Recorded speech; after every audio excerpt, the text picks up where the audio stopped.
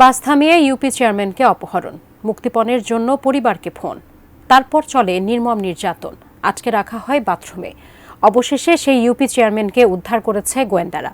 সাব্বির আহমেদ জানাচ্ছেন বিস্তারিত। পটুয়াখালীর মৌকরণ ইউনিয়ন পরিষদের চেয়ারম্যান কাজী রাইসুল ইসলাম সেলিম ৩১ ডিসেম্বর রাতে বাসে করে ঢাকায় ফিরছিলেন। রাজধানীর কেরানীগঞ্জ এলাকায় একদল সশস্ত্র ব্যক্তি বাস থামিয়ে অপহরণ করে নিয়ে যায় ইউপি চেয়ারম্যান সেলিমকে। তার দাবি, পূর্বশত্রুতার জের ধরে তাকে অপহরণ করা হয়েছিল।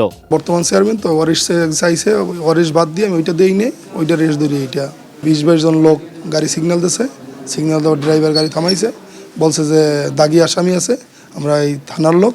একটা বিলে নিয়ে গিয়া বিলের ভিতরে আমার এই আটুতে সব জায়গায় ইট দিয়ে বাইরে বুড়িয়ে মনে করেন যে আমার তসনস। আমার কালকে গিরাই পিটিয়েছে ১২টা থেকে ৩টে পর্যন্ত আমার মারছে মাইরা, পুরো শরীর ভিজে রেখা, এই জ্যাকেট সহ এই প্যান্ট ট্যান্ট সহ ভিজাইয়া বাথরুমের মধ্যে ফ্লোরে ফেলাই রাখছে। অপহরণের পর মুক্তিপণ চেয়ে সেলিমের পরিবারের কাছে কোটি টাকা দাবি করে অপহরণকারীরা। এই ঘটনায় ৫ জনকে গ্রেপ্তার করেছে গোয়েন্দারা।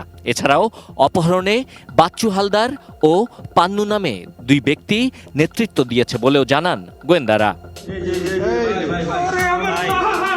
কেরানীগঞ্জের ধলেশ্বর থেকে সেলিমকে উদ্ধার করে গোয়েন্দা পুলিশ। তাদের দাবি, অপহরণকারীরা সবাই পেশাদার।